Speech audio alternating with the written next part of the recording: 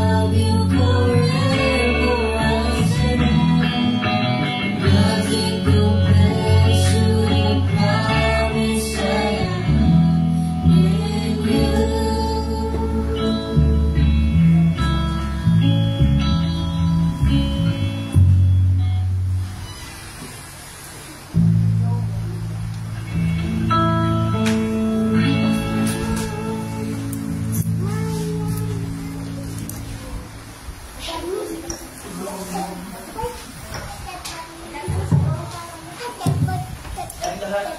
Tayo lahat ay tumayo.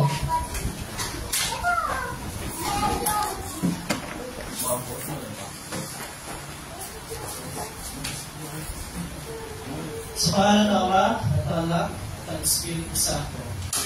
Amen. Mga minamahal sa Panginoon, lumapit tayo ng may tapat na puso at mapahayag ng ating kasalanan sa Diyos na ating Ama.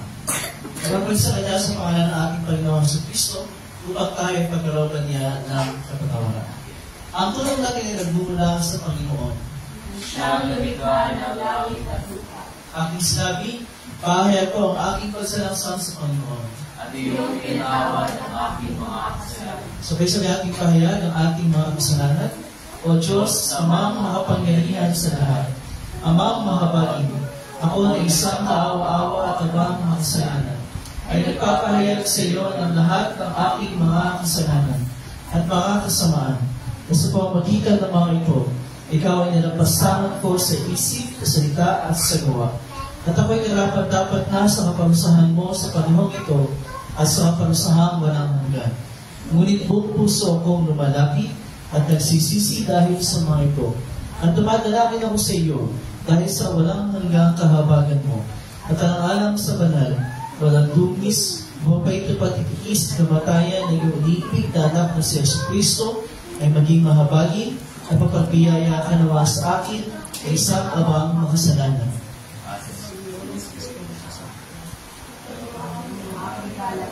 At kami sunulit sa iyong salita hanggang sa wakas. At sa iyong mahalang biyaya ay magagawa ako ng buhay na walang hanggan. Sa pamamagitan ng Jesucristo na aking Panginoon. Amen.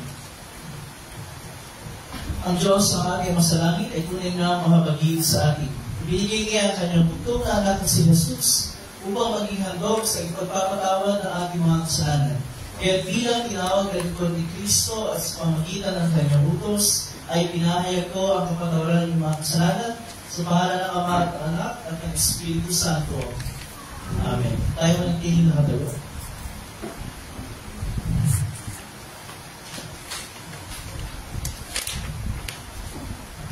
Pinawin mo itong aking kalungkutan, pinalitan mo ng sayaw ng kagalakan.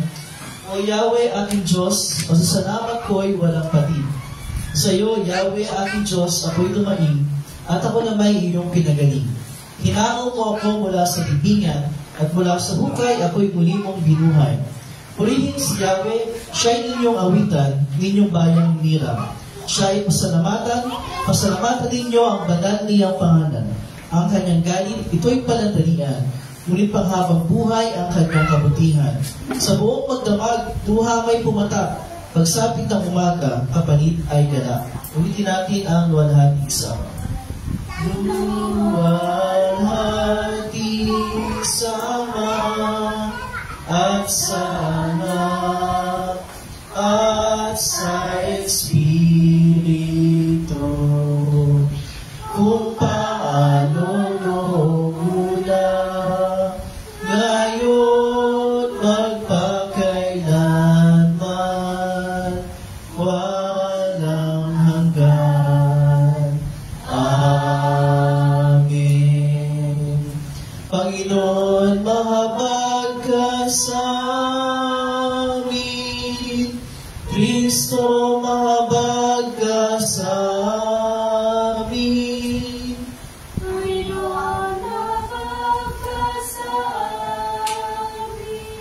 Papuri sa Diyos sa kaitaasan. At sa lupa'y kapayapaan sa mga taong pinalulugariya. Pinupuri ka namin, sinasamba ka namin. Nilulubati ka namin, pinasasalamatan ka namin na sa iyong kamalatian. O Panginoong Diyos, Hari ng kalangitan,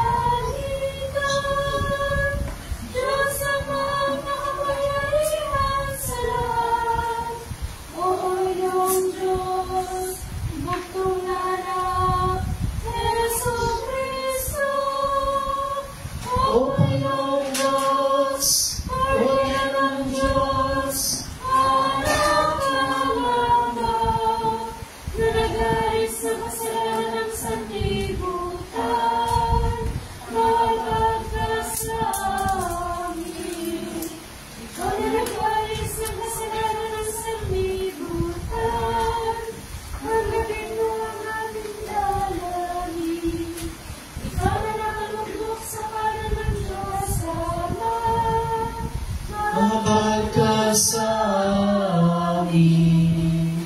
Yamang ikaw lamang ang banal, ikaw lamang ang Panginoon,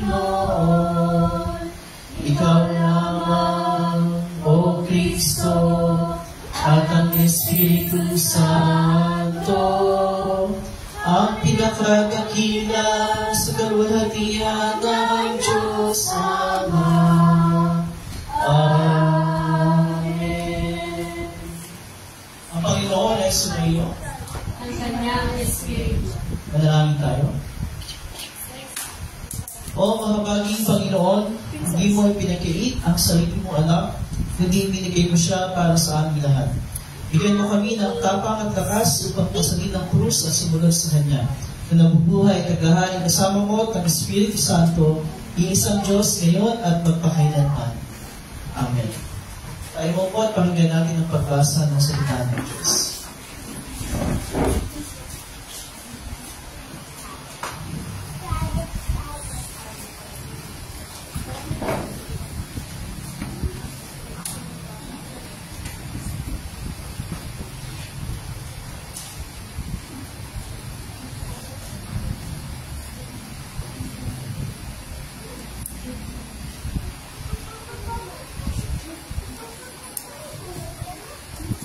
Ang unang pagbasa para sa linggo ko, nabuhat sa akin ng Amos, chapter 8, verse 4 to 7.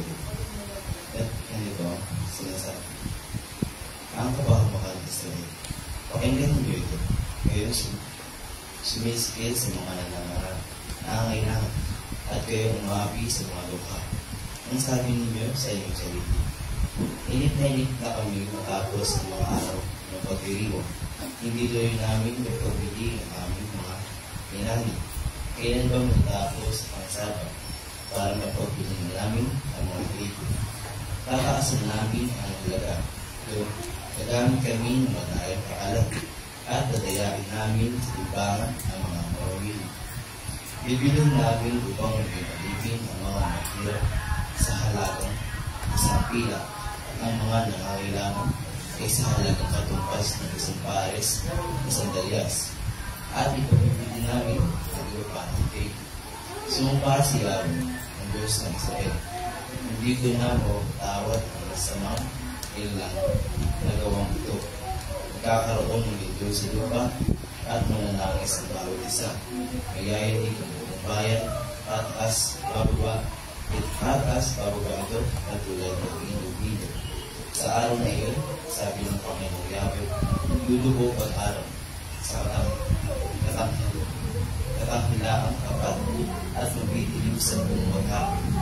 Ang iyong kapistahan ay gagawin kong araw na kapighatian at ang masayang awitin ninyo'y magiging panagpoy.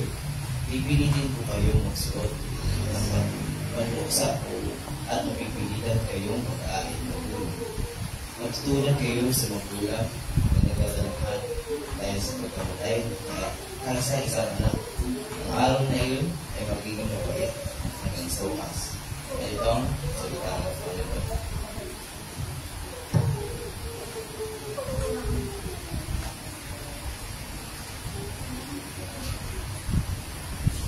Ay kalong pagbasa naman ay buhat sa aklat ng Efeso, chapter 4, at ito sinasabi, ang bawat isa sa atin nakatanggap ng katangihang loob ayon sa sukat na ibinigay ni Kristo.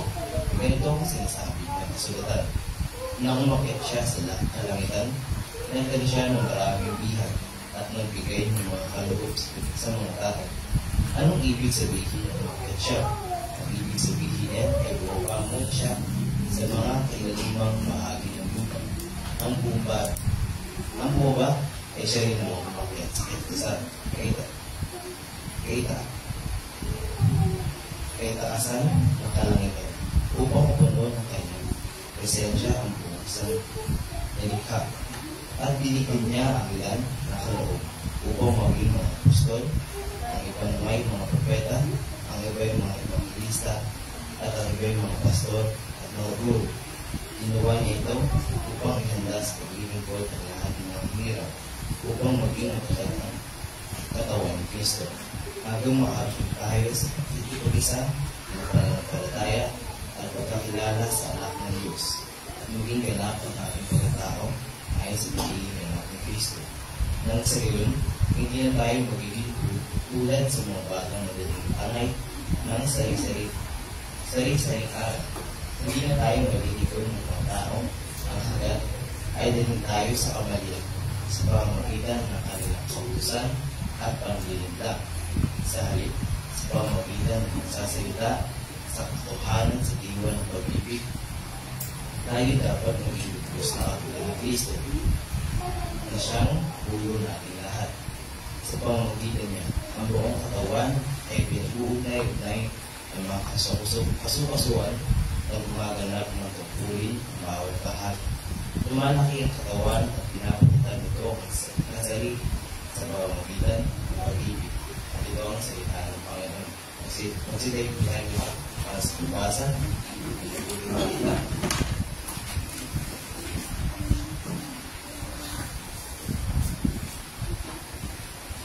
Buhat sa Lukas, chapter 6.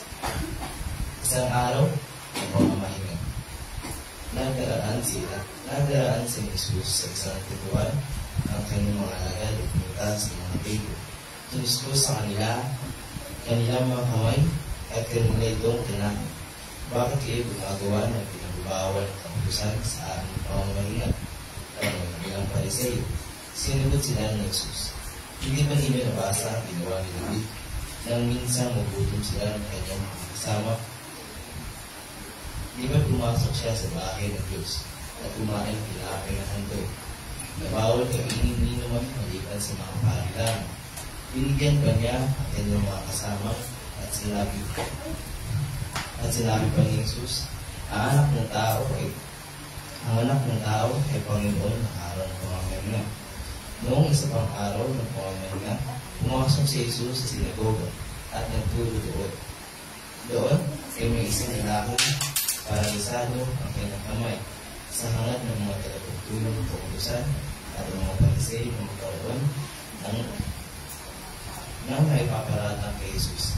Pinantayan nila si Jesus upang tignan kung siya magpapadali ng may sakit sa araw ng pamamahinga. Subalit alam ni Jesus ang kanilang nag-iisip. Kaya sinabi niya sa lalaking paralisado, halika, tumayo ka rito. Lumapit ang lalaki at tumayo ako. Pagkatapos, sinabi ni Jesus sa mga tagapagturo ng kautusan at mga Pariseo, tatanungin ko kayo, alin ba ang mga naaayon sa kautusan? Ang gumagawa ng mabuti o ang gumagawa ng masama sa araw ng pamamahinga? Ang magligtas ng buhay o ang pumatay?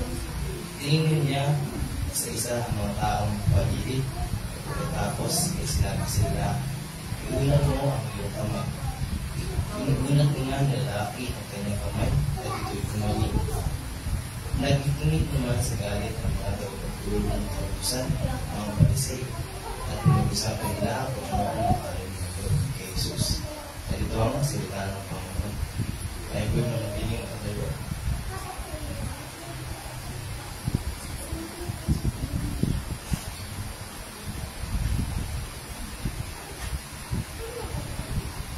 Sabay-sabay po natin bigasin ang kaya yung seno sa pahina ulo. Sabay-sabay po tayo. Sumasabay na tayo ng Diyos ang mga makapangyarihan sa lahat na may likha ng langit at lupa at ng lahat ng bagay na nakikita at hindi nakikita. At sa isang Panginoong Jesucristo, bugtong na anak ng Diyos, mula sa mga buna sa lahat ng panahon. Diyos buhat sa Diyos, liwanag buhat sa liwanag. Tunay na Diyos buhat sa tunay na Diyos. Pinanganak at hindi nilikha. Ay isang sangkap ng Ama. Nasa pamamagitan niya ay nilikha ang lahat ng bagay. Na dahil sa ating mga tao at sa ating kaligtasan, ay bumaba mula sa langit. At nagkatawang tao sa pamamagitan ng Espiritu Santo ay Birhen Maria. At naging tao. Nagpapasakit dahil sa atin sa panahon ni Poncio Pilato. Ikinako sa krus na matay at binibilig. Nagkatawang araw na buhay ng muli sa kahit sa kasulatan. Umakyat sa langit at nabuluklok sa kanan ng Ama. At siya ay hawag ng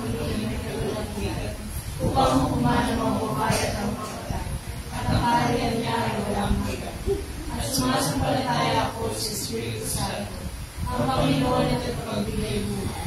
Nagmumula sa Ama at sa Anak, na sinasamba at nilulong at ikasama ng Ama at Anak.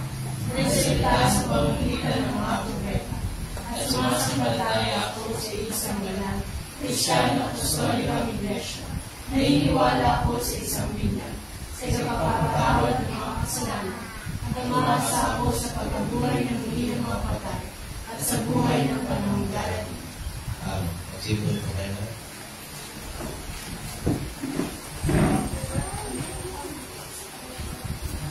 We will see our sermon hymn.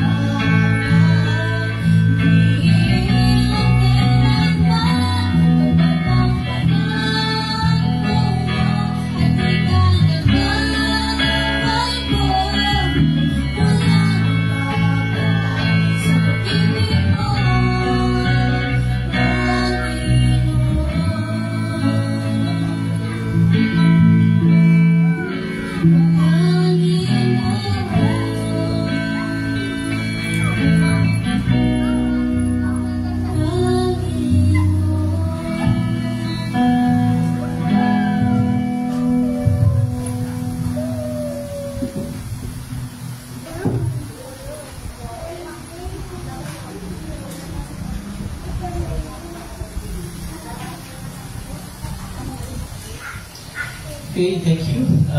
Sunday school time, together with our teachers for Sunday, Teacher Marian and Teacher Abby.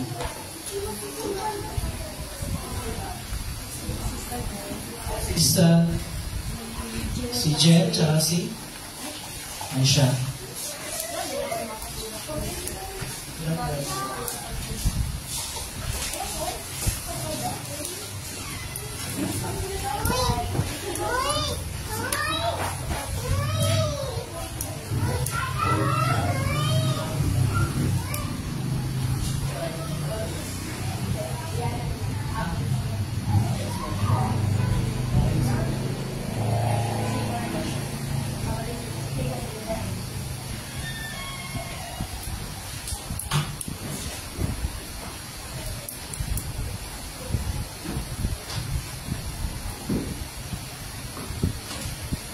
Good morning. Umaga. At sabihin mo lahat ang masagang nagandahan loob at kapayapaan mula sa Diyos ng Ama sa pamamagitan ni Kristo Jesus ang Panginoon. Amen. Sino? Ito ba?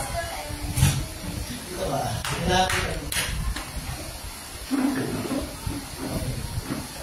Sino ang pinaka-importanting tao sa buhay niyo?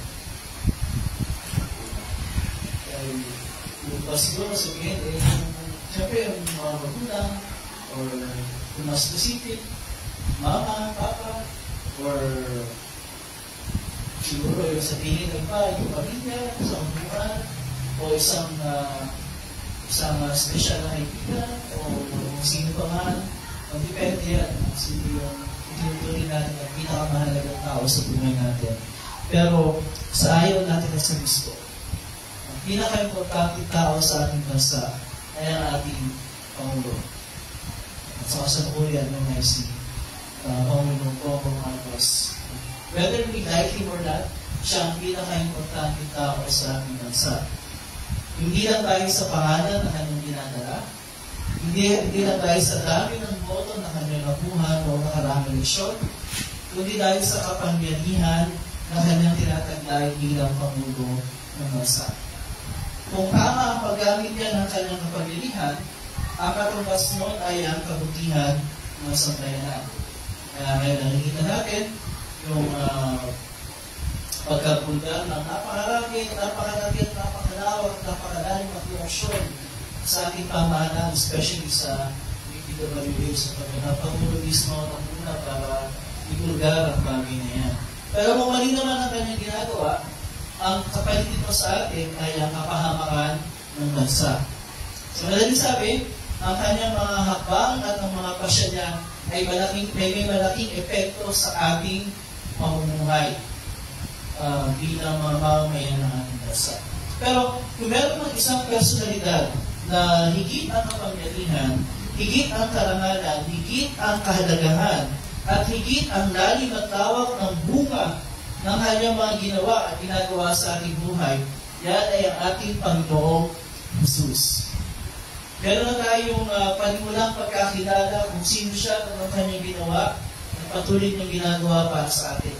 At mabuti yan para sa atin, pero mas nais pa natin siyang makilala ng mas malalim at mas malawak para mas lalo pang tumibay ang ating pagtiwala sa Kanya bilang ating Panginoon at Tagapagligtas. Kung sino si Jesus at ano ang ginawa niya para sa atin ay pinapahayag natin sa ikalawang pangkat ng kredo ng mga apostolo ng pagpapahayag ng pananampalataya na ating sinasabi. At doon sinasabi natin, sumasampalataya ako kay Jesus Cristo, Kanyang bugtong na anak na ating Panginoon, na ipinaglihis sa pamamagitan ng Espiritu Santo, ipinanganak ni Birheng Maria, nagdusa sa ilan ni Poncio Pilato, ipinakot sa krus, namatay at inilibing. Siya'y bumaba sa impyerno, sa ikatlong araw siya'y nagbangon sa mga patay, umakyat sa langit, at nakalunok sa kanan ng Diyos amang makapangyarihan sa lahat. Buhat ko ay paririto upang hukuman ang mga buhay at ang mga patay. So yan yung ikalawang pangkat ng kredo ng mga apostol natin pinapahayag pag walang communion at pag mayroong pagbabautismo. Kasi yung ating pinapahayag every Sunday, that's the longer creed, yung kredo ni Seno. Okay? Pero basically, parehas ang naman niya. Doon sa paliwanag tungkol sa ikalawang pangkat ng kredo ng mga apostol, ay napag-alanan natin sa bautismo. Kung sinasabi doon, ano ang ibig sabihin ng ikalawang pangkat ng kredo ng mga apostol? Ito ay ibig sabihin, sumasampalataya ako na si Jesu Cristo, tunay na Diyos, anak ng Ama mula pa sa walang hanggan, at tunay na tao, pinanganak ng Birheng Maria, ay aking Panginoon. Na tumupos sa akin, isang naligaw at hinatulang nilikha, binili at pinagtagumpayan ako mula sa lahat ng kasalanan, mula sa kamatayan, at mula sa kapangyarihan ng diabo. Hindi ng ginto o pilak, kundi ng kanyang banal at mahalagang dugo at kanyang walang kasalanang pagdurusa at kamatayan. Upang ako ay maging sariling kanya at mamuhay sa ilalim niya sa kanyang kaharian at maglingkod sa kanya sa walang katapusang katwiran, pagkawalang kasalanan at pagpapala. Gaya ng siya nagbangon sa mga patay, nabubuhay at tagahari magpasawalang hanggan. Ito ang katotohanan. So, yun yung paliwanag ni Martin Luther sa ikalawang pangkat ng kredo ng mga apostol. Para mas mahaba pa yung paliwanag kasi sa paliwanag. Pero yun ang ating natutunan sa ating katekismo.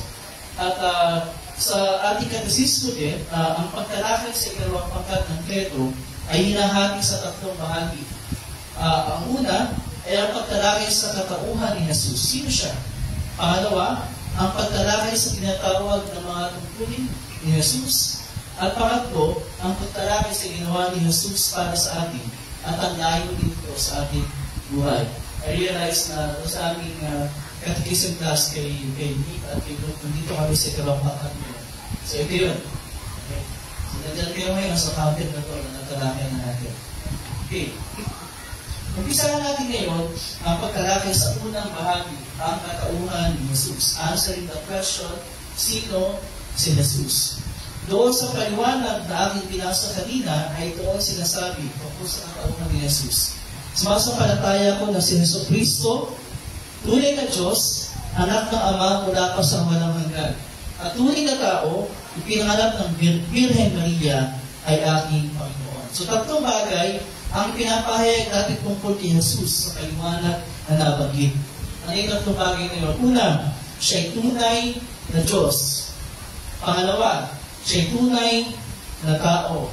At pangatlo, siya'y aking Panginoon. So yung tatlong bagay, tandaan natin yan. Ano ang tatlong bagay na pinapahayag tungkol kay Jesus?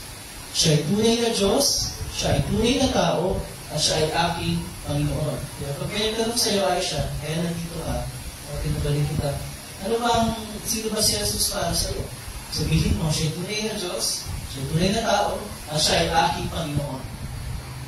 Yun ang ating ipinapahayag.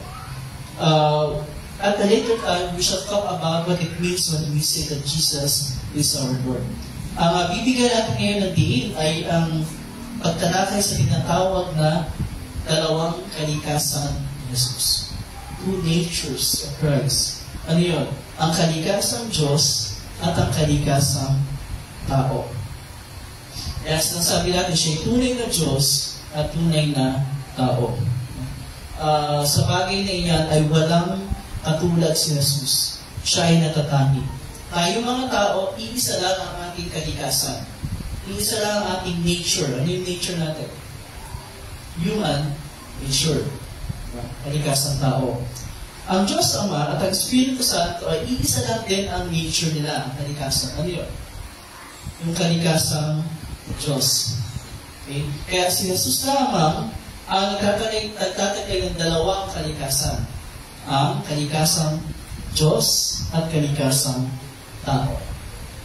Ngayon, totoo naman na itong katotohanan ito ay napakahirap. In fact, imposible na paabot ng ating limitadong kaisipan at pangunawa. Kaya maraming tao, maraming mga tagapagturo at maraming mga grupo na buong diin nilang sinasalungat ang katotohanan ito. Dahil para sa kanila, hindi pwedeng si Jesus ay tunay na Diyos. Dahil malinaw na sinasabi ng Biblia na siya ay tao. At taglay niya ang mga kilos, ang mga katangian, at mga limitasyon ng isang tao. Kaya sabi nila, imposible, hindi pwede na si Jesus ay tunay na Diyos. Sa totoo lang, wala naman tayong argumento, wala tayong pagtuturo doon sa sinasabi ng si Jesus ay tao. At tinataglay niya yung mga kilos, katangian at limitasyon ng isang tao to a certain degree. Wala tayong pagtuturo dyan kasi malinaw na tinuturo ng Biblia. At ang talakayin natin sa susunod na ating pagtalakay, ang bagay niya sapagkat mahalaga rin na ating maintindihan na para sa ating kaligtasan, importante na si Jesus din ay tunay na tao. Napakahalaga din ang katotohanan yun. Pero, kung sinasabi man ng Biblia na si Jesus ay tao, at tinataglay niya yung mga kilos, katangian at limitasyon ng isang tao to a certain degree, hindi ibig sabihin doon na si Jesus ay hindi Diyos. Diba? Ang totoo, walang kahit isang talata sa Biblia na nagsasabi na si Jesus ay hindi Diyos. Kaya again, sabi sa iyo, Aisha, hindi naman Diyos si Jesus. Kasi sabi sa Bible, kaya nataka siya. Ipakita mo sa akin sa Biblia kung saan nasusulat na si Jesus ay hindi Diyos. Pakitaan mo ko ng talata at wala silang mapapakita. Dahil wala nakasulat sa Biblia na si Jesus ay hindi Diyos. Dahil, although sinasabi nga sa isang bahagi ng Biblia na si Jesus ay tao, to a certain degree, dahil taglay niya yung mga kilos, katangian at limitasyon ng isang tao, pero sinasabi rin sa ibang bahagi ng Biblia na si Jesus ay Diyos. Dahil taglay niya ang mga katangian ng Diyos, na siya ay gumawa at gumagawa ng mga bagay na tanging Diyos lang ang makakagawa. At tinatagubilin niya tayong parangalan siya, hindi bilang tao, kundi bilang Diyos. Sa madaling sabi, parehong tinuturo ng Biblia na si Jesus ay tao at si Jesus ay Diyos. Pareha siya. Hindi yan either or. It's both.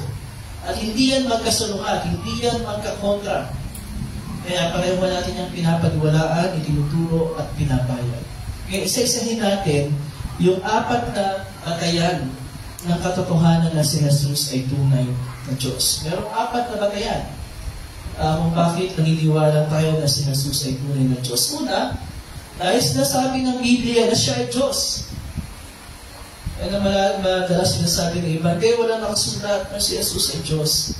Pero, Juan chapter 1 verse 1. Palagi natin itong binabanggit. Nasabi doon, ng pasimula ay naroon na ang salita. Ang salita ay kasama ng Diyos at ang salita ay Diyos. Ano sa verse 14, sino ba yung salita na tinutukoy na yun? Si Jesus. Kasi sabi doon, naging tao ang salita at nanirahan sa piling namin. Nakita namin ang kalulatiang taglay kalulatiang tunay na kanya bilang kaisa-isang anak ng Ama. Sino ba nagsulat ng mga salita niya? Si Juan, yung alagad na minamahal ng ating Panginoon Jesus. So malinaw yan eh. Hinabi doon eh. Si Jesus ay kasama ng Diyos sa pasimula pa lamang at siya ay tunay na Diyos. Binabaluktot lang yung kahulugan ng talata niya para palabasin na hindi yan ang ibig sabihin niya. At sinabi na nga eh, malinaw eh. Ang salita na tumutukoy kay Jesus ay Diyos. So meron akong sinabi sa Biblia at sinasabi ng Biblia na si Jesus ay tunay na Diyos. Okay. Pangalawa, inilalarawan ng Biblia na taglay ni Jesus ang mga katangian ng Diyos. Wala natin yan ha. Apat na batayan. Una, dahil tinawag ng Biblia si Jesus na Diyos. Pangalawa, dahil taglay niya ang mga katangian ng Diyos. Ito, favorite topic ito ni Luke. Mga katangian ng Diyos. Ano ba yung mga katangian ng Diyos? Una, ang Diyos ay walang pasimula. No beginning. At sinasabi ng Biblia, nagalit din si Jesus. Diba? Doon sa Juan chapter 1 verse 1, ng pasimula ay naroon na ang salita. Naroon siya sa pasimula pa lang. Nandun ka ba ng pasimula ng panahon? Ay siya, wala ka pa lang, di ba? Oo, nandun ka na ata eh. Wala pa. Pero si Jesus ay naroon na. Wala siya pasimula. Ano pa? Ang Diyos ay walang katapusan. Ganun din si Jesus. Sinasabi sa Hebreo 13 verse 8, si Jesucristo ay siya rin kahapon at ngayon at magpakailanman. Yesterday, today, and forever. Walang hanggan, in other words. At yun ay tina-ascribe ng Biblia sa ating Panginoong Jesus. Walang tao na pwedeng sabihan ng gano'n na siya ay kahapon, ngayon, at magpakailanman. Wala. Tangi kay Jesus lamang yun, i-ascribe ng Biblia sapagkat siya ay tunay na Diyos. Pangatlo, nakatangian. Nakatagin doon. Makapangyarihan sa lahat. Ano yun sa English? Omnipotent. Pag-isa natin minute yan. Omnipotent. Si Jesus din ay omnipotent. May bilang tao, siyempre hindi. Pero bilang Diyos siya ay omnipotent. Omnipotent. Makapangyarihan sa lahat.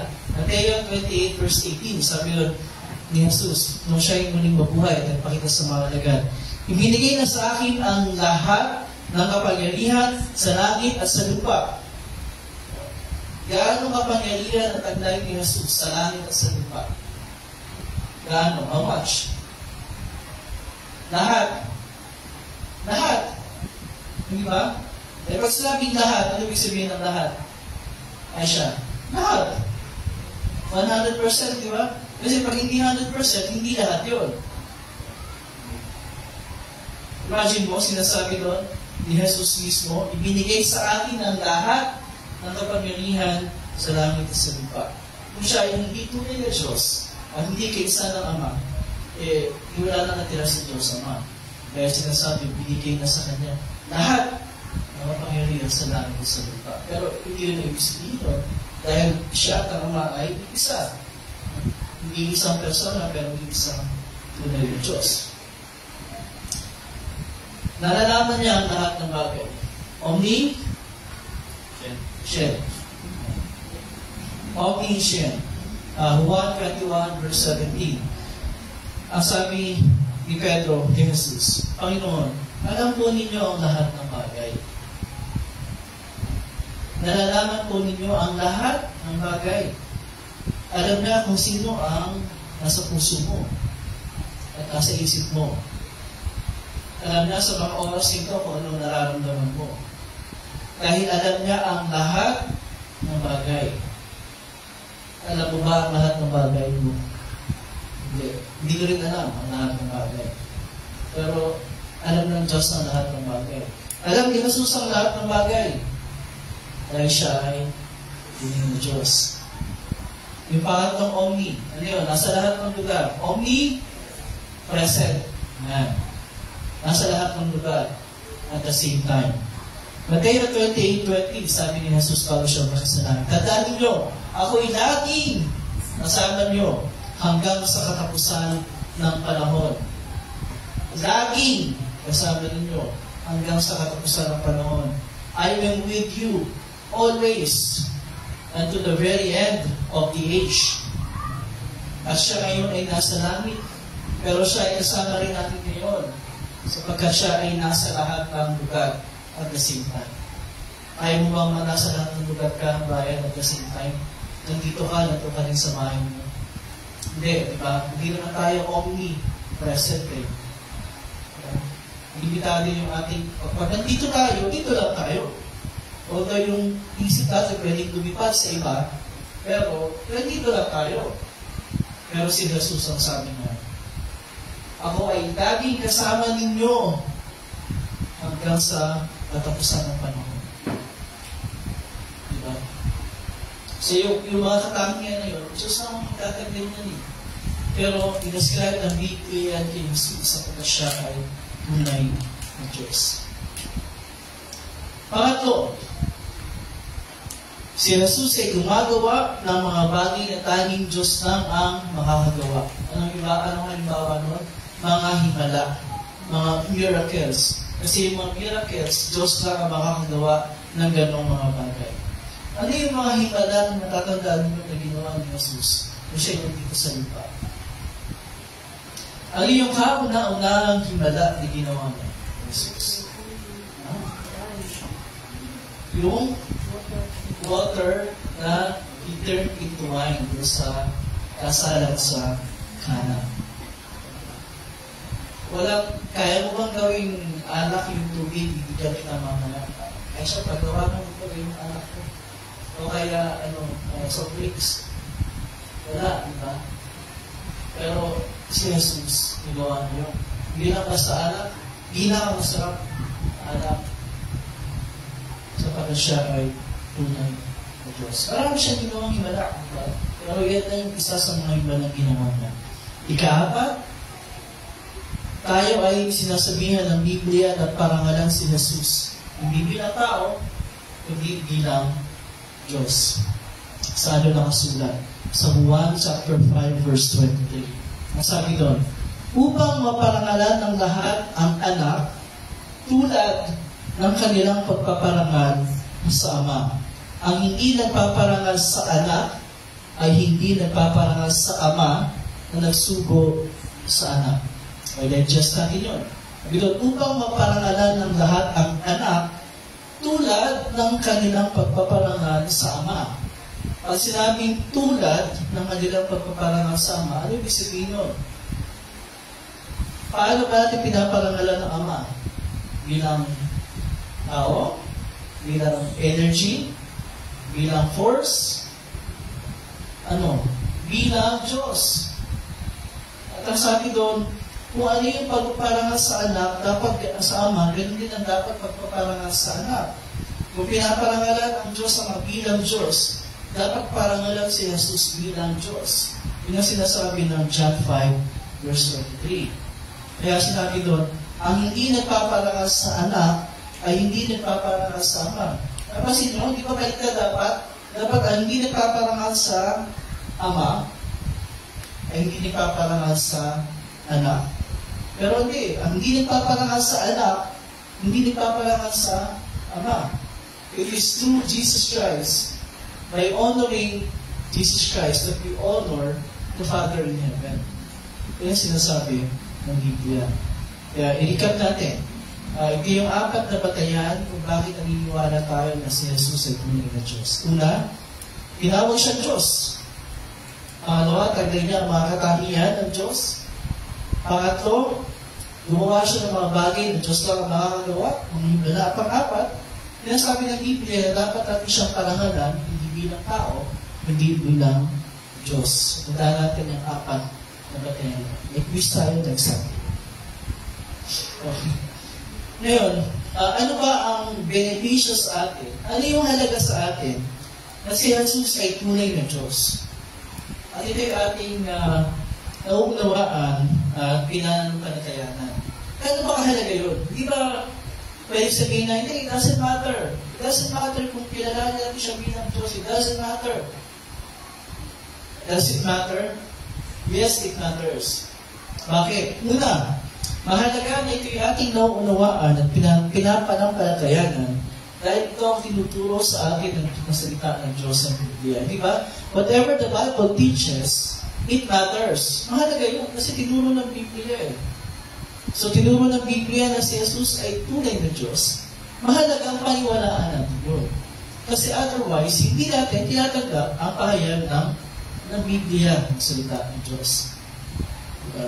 Hindi tayo pwede maging selective sa pagtanggap sa mga tinuturo ng Biblia. Hindi pwede, ay sige tao si Jesus kasi ito'y nangyayon ko eh. Pero hindi siya tatanggapin ng Diyos. Hindi pwede yun. Kasi parehong tinuturo ng Biblia yun.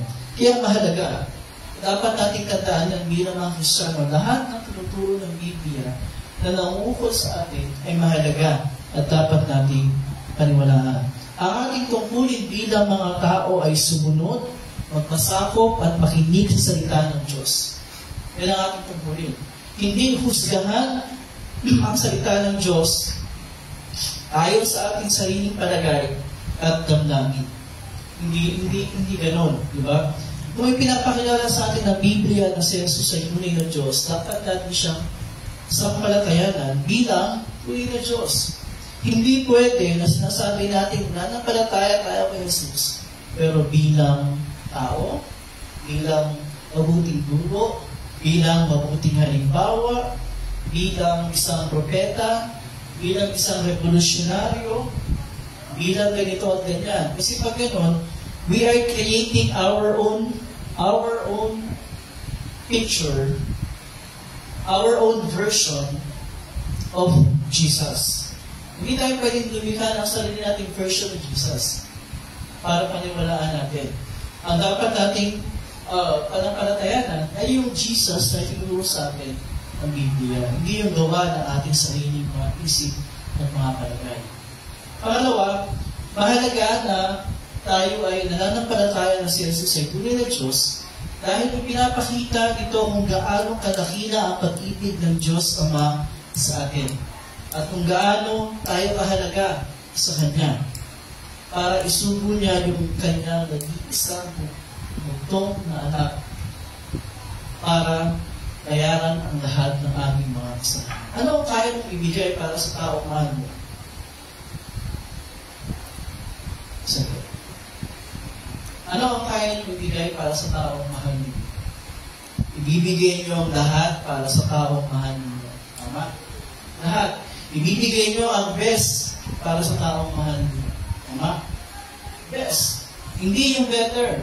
Best. Ibibigay natin sa taong mahal natin. Lumingit si Brian, parang nakakarinig si Brian. Diba?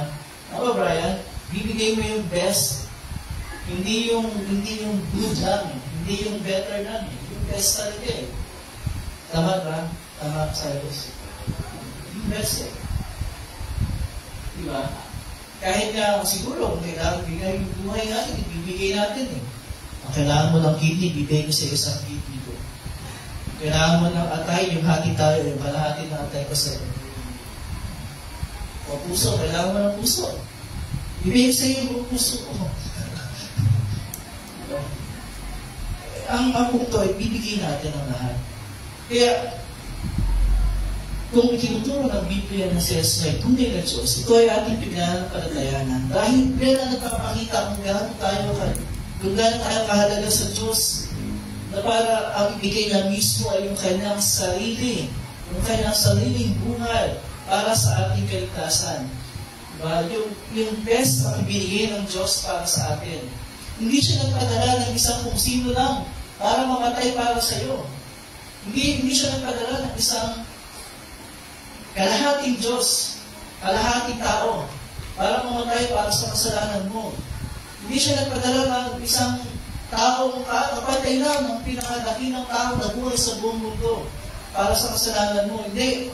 Ang pinadala niya mismo ay ang kanyang itong anak. Ang sarili niya mismo ang niyari niya sa krus. Para bayaran ang ating mga kasalanan. Kasi ganyan tayo kamahal at ganyan tayo kahalaga para sa Diyos. But we always fall short. Kasi kung binibigay ng Diyos yung best niya para sa atin, tayo hindi eh. Diba? We cannot Gusto lang natin, pero we always fall short eh. Lagi tayong nadadala ng kung ano mang mga factors para hindi natin ibigay sa Diyos yung best natin. But still, binigay pa rin niya at patuloy na ibinibigay yung best para sa atin. Kaya mahalaga at ating naiintindihan na si Jesus ay tunay na Diyos. Kasi bahagi yan ang plano ng Ama para sa ating kaligtasan na magpapakita ng kanyang dakilang pagmamahal sa atin. Pangapat, mahalaga na ating naunawaan at pinanampalatayanan ng si Jesus ay tunay na Diyos. Bakit? Dahil siya ang ating tagapagligtas. Dahil hindi na siya tao, kundi siya ay tunay na Diyos. Dahil hindi tayo pwedeng iligtas ni Jesus kung siya ay tao lang.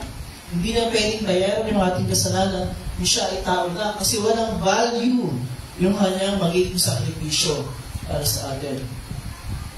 The only reason why may value yung ginawa ni Jesus para sa atin at ito ay sapat para lubos na bayaran ang ating kasalanan ay sapagkat siya ay Diyos. At ang dugo na buhos doon sa krus ay hindi dugo ng isang pangkaraniwang tao, hindi dugo mismo ng Diyos. Kaya may kakayahan siyang bayaran ng lahat ng ating kasalanan. Kahit 1,000 beses ang ipako sa krus, hindi ko mababayaran ang kasalanan ng kahit sino. Kahit ang sarili kong kasalanan ay hindi ko mababayaran. Kahit 1,000, 2,000, 3,000 beses pa akong mamatay. Kailangan ko silid at 3,000 beses ang mabubuhay. Hindi.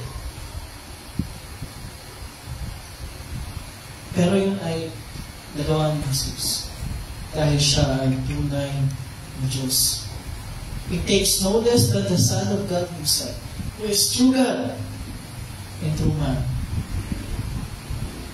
In the process, kailangan niyang tiisin ang lahat dahil ang kailangan para sa ating kaligtasan. And this truth encourages us to remain humble before God and before all people. Kung tayo ay mga makasalanang tinubos ng dugo ni Jesus, there is no room para magbalaki tayo. Not before God, not even before our fellow men. Walang lugar yung pagmamalaki. Dahil we owe it to our Lord kung bakit tayo ay merong ganitong katayuan sa harap ng Diyos. I encourage us to remain forever and always grateful to our Lord for everything that He has done for us. Kaya yung katotohanan ng si Jesus ay tunay ng Diyos, hindi yan isang filosofiya na dapat nating examinin at pagtalunan. It's not a philosophy. It is the truth. It is the truth that saves you and me. At ang lahat ng taong nananampalataya sa Kanya bilang Panginoon ang tagapagligtas. Kaya every time that we are saying those words sa ating pagpapayan, remember, tandaan natin, this is our Savior. Hindi isang kung sinong tao lang, hindi isang dakilang tao, but God Himself, the Son of God, true God and true man.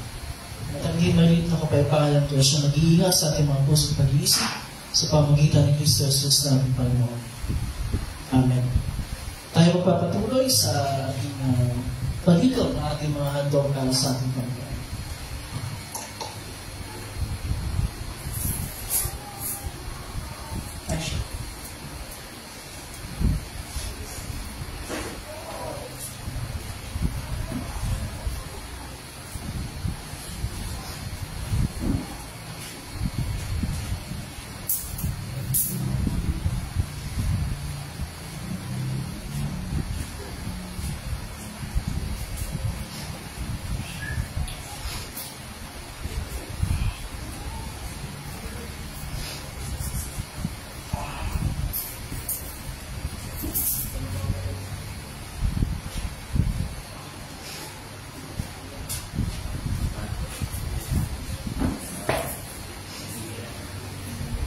Okay, meron ba kayong prayer request? Any prayer request? So, isama sa ating panahin. Meron ba akong birthday to weekend to? Wala ba? Ano ba birthday ni Joel? sa Sunday mismo. Sa birthday, meron bang may sakit na kailangan ng kagalingan? Cyrus? Wala na yung ano? O si Cyrus daw may sakit. Ilang araw ka nilalagdag? Ilang araw ka nilalagdag? 4 araw. Si Kathleen, ano sabi mo? Mga 4 araw na din. Sa prayer natin. Naliti ka, susunod sa prayers natin? Wala. Ano? Ay mga exam. Okay, sige. Tayo lahat ay we'll remain seated for our prayer pagkatapos ng we call our Sunday school kids.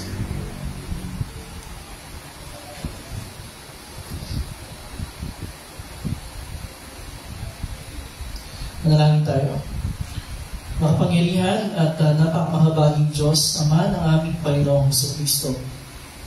Isasalamatan ka namin sa lahat ng kagandahang loob at mga kawaan, lalong lalo na sa pagkakaloob mo sa amin ay pinakamamahal na anak, at sa kapahigan ay yung kalooban at biyaya. Isinasako namin ay dinun mo sa amin ng iyong salita, upang ita'y aming maingatan ng may mabubuti at patatapat ng puso at magbunga sa pamagitan ng matyagang pagtupad. Mataitin namin isinasamo na iyong pagharian, pamahalaan ng iyong iglesia na gana, kasama ang mga pastor at mga manggagawa nito, upang aming maingatan ang kadalisayan ng iyong salita ng kaligtasan. Sa pamagitan niyon, ay tumibay ang aming panampalataya sa iyo, maragdagan ang aming pag-ibig sa lahat ng aming kapwa, at tumunlad ang iyong kaharian. Magsubukan ang mga manggagawa sa iyong anihan, at tinapin mo ang iyong mga isinugo, upang ang iyong salita ng pangipagkasundo ay may pahayag sa lahat ng tao, at ang Ebanghelyo ay maipangaral sa lahat ng tao ng daigdig. Ipagkaloob mo rin ang kalusugan at kaundalan sa lahat ng nasa katungkulan, lalo-lalo na sa Pangulo ng aming bansa sa lahat ng lingkod ng pamahalaan. Ipagkaloob mo sa kanila ang biyaya makapamahala ayon sa iyong kalulugan, sa pagpapanatili ng katwiran at sa pagsupil sa mga masasama. Masabay makapamuhay kami ng payapa at iwasay sa kabanalan at katapatan sa lahat ng bagay. Alamin mo, Panginoon, ng iyong Espiritu Santo ang lahat ng nasa pamimigati, pangailangan, kahirapan sa pagkisilang, sa bingit ng kamatayan, o sa rin ng kapahamakan, lalong-lalo na ang mga nagdurusa dahil sa iyong pangalan at sa iyong katotohanan. Naway tagapin nila at kilalanin ang kanilang kapigatian bilang kapahayagan ng iyong makamang kalooban. At lahat kami ay nararapat ng tumanggap ng iyong puot at maraming kaparusahan. Kayo pa man, pinamamalik namin sa iyo o napakamahabaging Ama. Huwag mong limunin ang kasalanan ng aming kapuspusan niyang aming maraming pagsuway. Kundi alang-alang sa iyong walang hanggang kabutihan, biyaya at walang pagbabagong pag-ibig. Ipagsagalan mo kami sa lahat ng kapisalaan at kapanganiban ng katawan at kaluluwa. Ingatan mo kami sa bunaan at nakasilang doktrina, sa digmaan at pagdanat ng dugo, sa salot, sa kapahamakan sa apoy at tubig, sa malakas na hangin at bagyo, sa kapadangan ng ari at umito, sa panlulumo ng puso at walang pag-asa sa iyong kahabagan, at sa kasumpasumpang kamatayan. At sa lahat ng sandali ng pangangailangan, pakilala mo ikaw ang laging saklolo, ang tagapagligtas ng lahat ng tao, lalong-lalo sa aming sumasampalataya. Tagapin mo, O Diyos, ang aming mga katawan at kaluluwa, at lahat ng aming mga handog na iniaalay namin sa iyong harapan, sapagat kami yung binili upang maging iyong at pamuhay para sa iyo. Kasama po sa aming panalangin, ay po ang magkaroon ng kagalingan sa lahat ng mga may karamdaman, katulad po kay Kathleen, nawa ay hipuin po siya ng inyong mapagpanang kamay at pawingin ang kanyang karamdaman at ibalik ang kanyang kalusugan. Po, Panginoon, ang patuloy po yung pagpapagaling kay Cyrus. At sa lahat po sa amin, kayo po mabigay ng malakas na pangangatawan at ng maayos na kalusugan. Ilayin niyo po kami sa anumang mga mabibigat na karamdaman at anumang kapahamakan. Kasama rin po sa aming panalangin ang inyo po pagbibigay ng katalinuhan, ng pagdubay sa lahat ng mga estudyante na mayroong exams ngayong week na ito. Nawa kayo po ang nagbigay sa kanila ng ayos na resulta sa kanilang mga exams. Kasama rin po sa aming panalangin ang aming mga kapatid sa ibang dako, ang aming mga kapatid sa Davao, sa pamahalaan ni Pastor Marzan, at sa Sarangani at sa General Santos sa pamumuno ng Pastor Victor. Maraming salamat po at ang lahat ng ito at iba pang mga bagay na isang hiningin ngunit hindi namin nasabihin ay aming hingin sa pinagpapasalamat. Araw-araw sa mapait na pagtubusa at imatayan ng Yesu Kristo na iyong bugtong na anak. Aming Panginoon tagapagligtas, na nabubuhay at nag-aaral kasama mo at ang Espiritu Santo, isang Diyos, magpakailanman. Amen.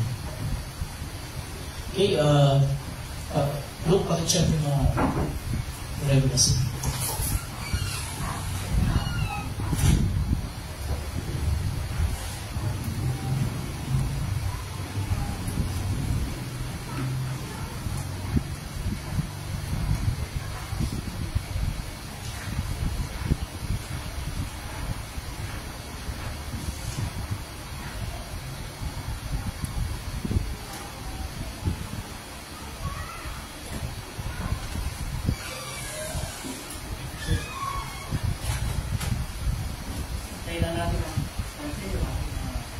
Service with kids.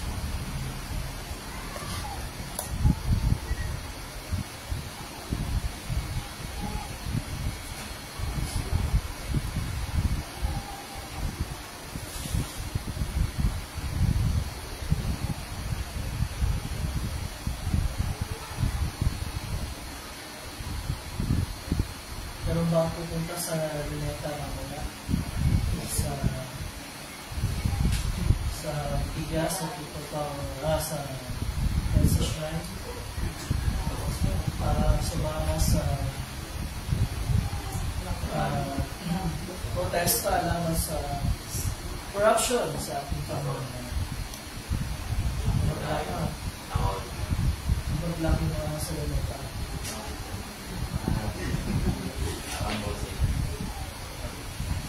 Well, hindi naman masama sumama rin sa protest rallies because peaceful siya at ang purpose ay hindi para pabagsakin ang pamahalaan. Hindi tayo mag-isa sa any mass actions na purpose ay pabagsakin ang pamahalaan. We can protest pero yung pagpapabagsak sa pamahalaan ay that's another thing. Yan ay labag sa Biblia against the fourth commandment dahil ang advocate sa fourth commandment. Lahat ng mga authorities ay sino ang nagtatag? Ang Diyos. So, pamahalaan ay tinutag ng Diyos sa Constitution. Kaya we pray for our government.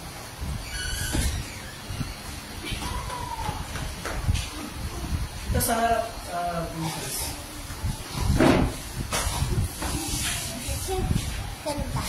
Yan. O, dito sa bandang sa kaya dito para sa ating live stream. Okay, so nandito na yung ating mga Sunday school kids together with their teachers, Teacher Marian and Teacher Abby and Jed. Sige, go ahead. Good morning, kids. Good morning. Diba, last Sunday, namatay si Jesus. After niya namatay, after 40 days, ano yung nangyari? Nabuhay ulit siya. Tapos, kung nabuhay siya, ano yung ginawa niya? Kanino siya nagpakita? Very good. Sa mga alagad. Tapos, binigyan ni Jesus ng mission yung mga alagad. Ano yung mga tao? Ano yung mission na yun?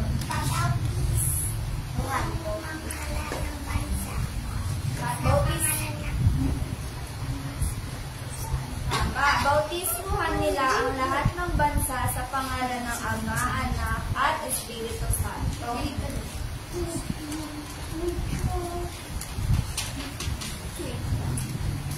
Tapos, sinama ni Jesus yung mga tao sa isang lugar. Saan lugar yun? Sa isa. Bethany.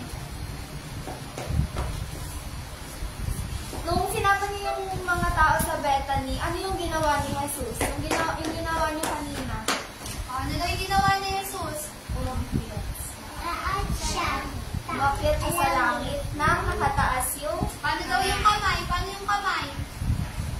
Tama. Tapos, may nagpakita. Ano yung nagpakita? May dalawang angel na nagpakita. Tapos, ano yung sinabi ng mga angel? Babalik siya. Babalik din si Jesus.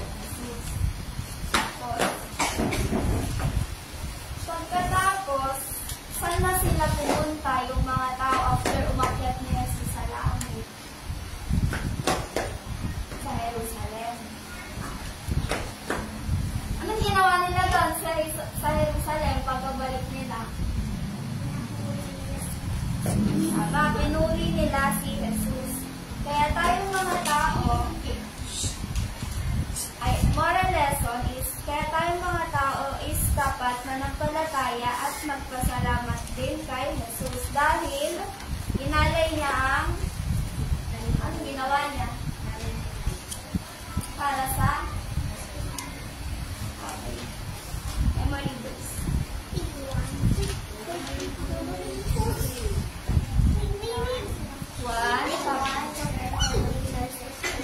Sabay-sabay naman, guys. 1, 2, 3. 1 chapter 14, verse 23. Pupunta ako roon sa langit upang iwanan ako kayo ng iyong kalimutan. 1 chapter 14, verse 23. 2 to 3. 2 to 3. Okay, very good. Thank you, Chris. Thank you, Teacher Jen. Teacher Martin, Teacher Abby. Okay, tayo magpapatuloy sa paghanda sa hapag ng Panginoon. Tayo lahat ay tumayo.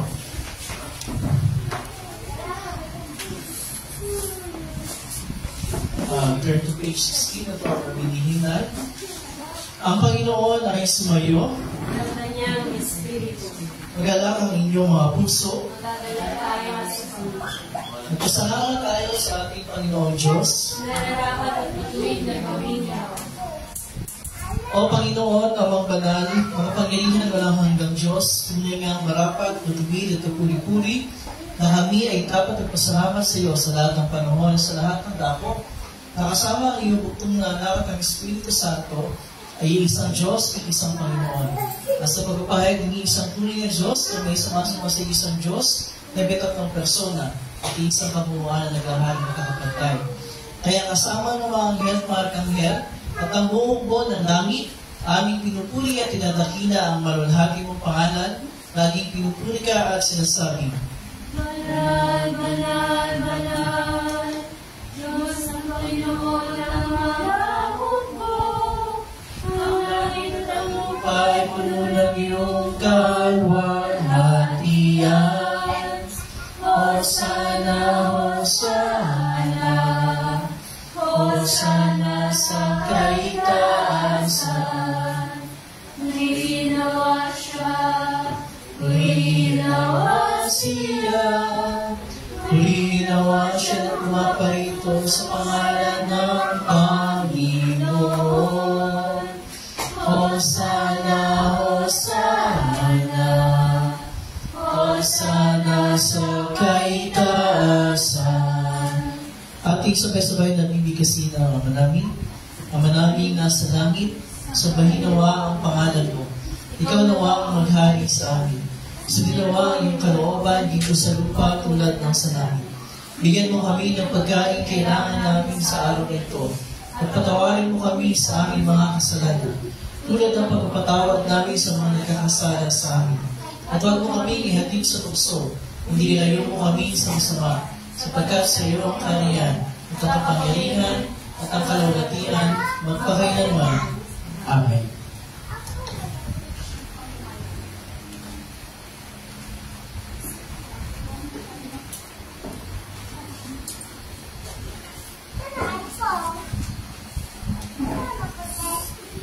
Ang ating Panginoong sa pagkisa ng gawin siya ay pagkanto ay lumangkos ng tinapay. At patapos, magpasalamat sa Diyos, ito kanyang pinagpirapirasol, pinigay sa mga lagan na sinasabi, kunin niyo ito at kanin, Ito ang aking katawan na binibigay para sa inyo. Gawin ito bilang pag-alaala sa akin.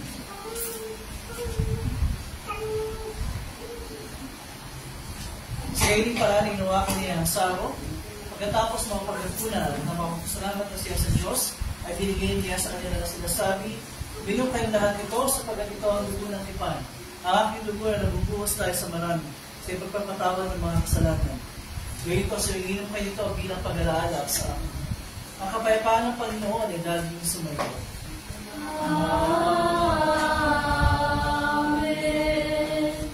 O Kristo, ikaw ang Kordero ng Diyos, na nag-aalis ng kasalanan ng sanlibutan. Mahabag ka sa amin. O Kristo, Ikaw ang Kordero ng Diyos, na nag-aalis ng kasalanan ng sanlibutan. Mahabag ka sa amin. O Kristo, ikaw ang Kordero ng Diyos, na nag-aalis ng kasalanan ng sanlibutan. Ipagkaloob mo sa amin ang iyong kapayapaan. Amen.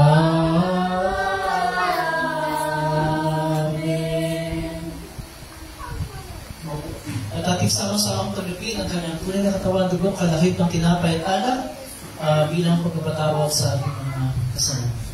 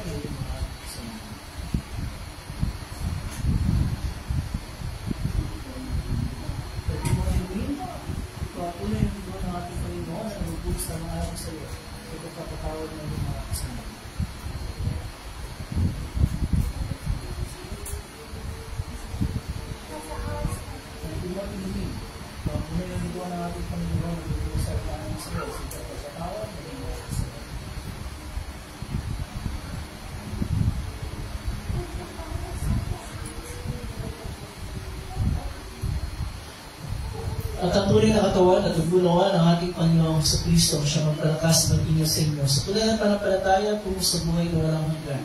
Imaon kayo may kapayapaan naglalakan sa iyong puso. Amen.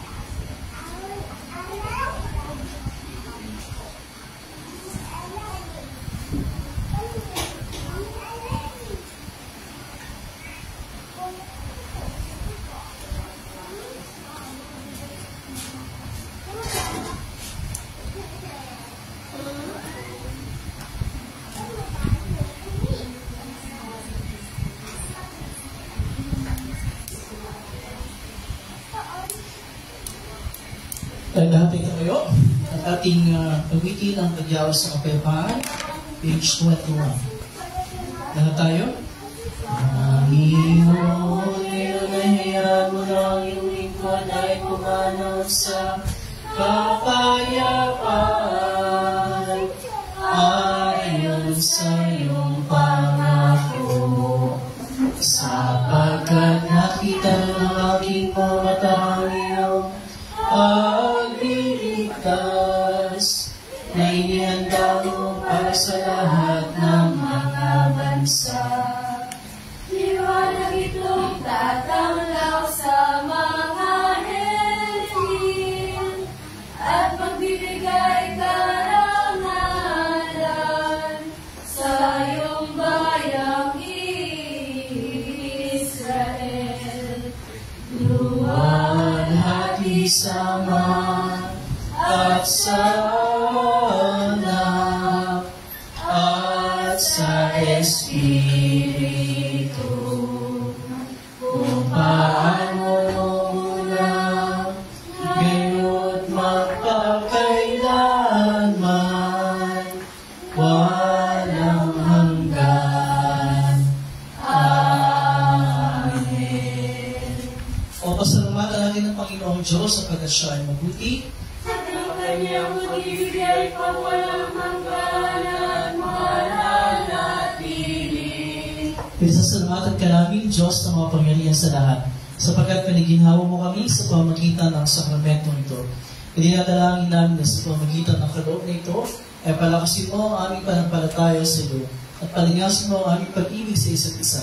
Alang-alang kay Jesucristo ang aming Panginoon, na nabubuhay, tagahari, kasama mo ng Espiritu Santo, isang Diyos magpakailanman. Amen.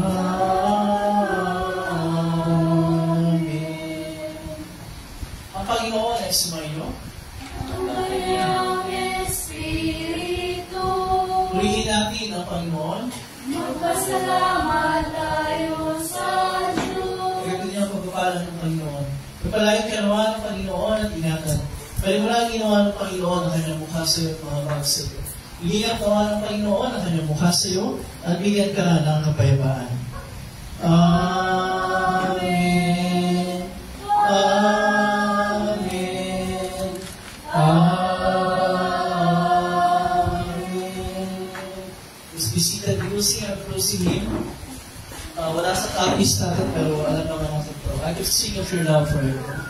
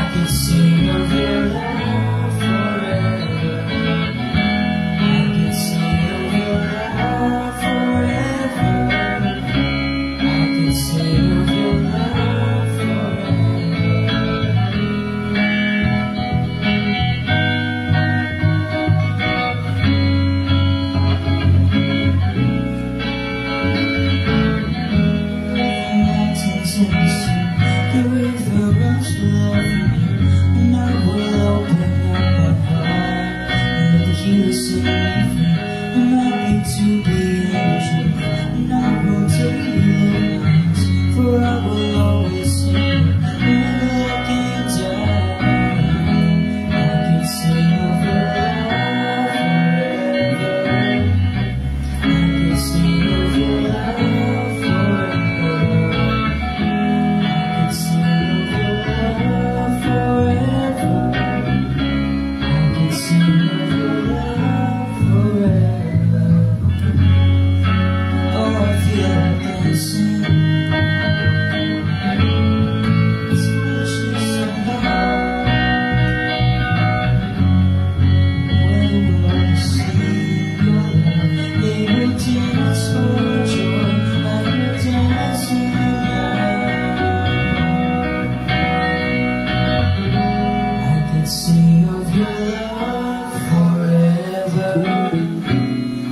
sing of your love forever. I can sing of your love forever. I can sing of your love. I can sing of your love forever. I can sing of your love forever. I can sing of your love forever. I can sing of your love forever.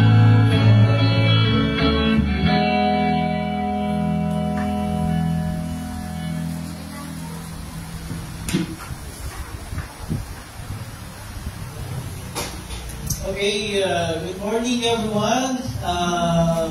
Welcome sa ating pagsama ngayong umaga ito. And of course, we'd like to welcome back Luke. And welcome back Cyrus. We're glad that you're here with us today. And of course, we would like to recognize ang ating mga kasama sa ating live stream. Si Ate Gemma, Ate Gemma, Ate Cristal, Ate Cristal, si Cyril and Mama.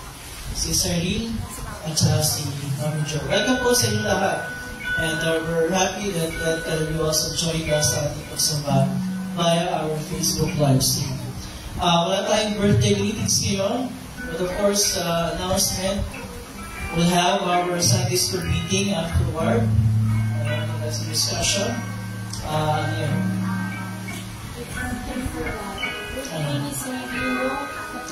Last week, birthday ni Cyril, dati siya natin. Ano yun? Ano araw yun? Thursday, birthday ni Cyril, dati siya natin. So, dahil nandiyan siya, pati natin siya. Happy birthday, Kevin Cyril. Happy birthday to you. Happy birthday to you. Happy birthday. Happy birthday to you. Happy birthday to you. Happy birthday to you.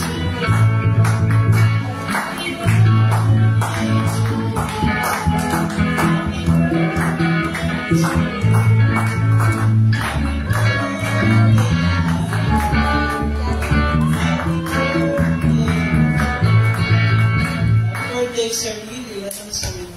18? 16. Okay, 16 birthday. 16 or 15? 15. Pakilang lang nga Cyril ilang taon na. 15 or 16. But anyway, happy birthday sir. God bless you. And your plans para sa buhay mo. I think that's it. Maraming salamat. We will see you again next Sunday. God bless you.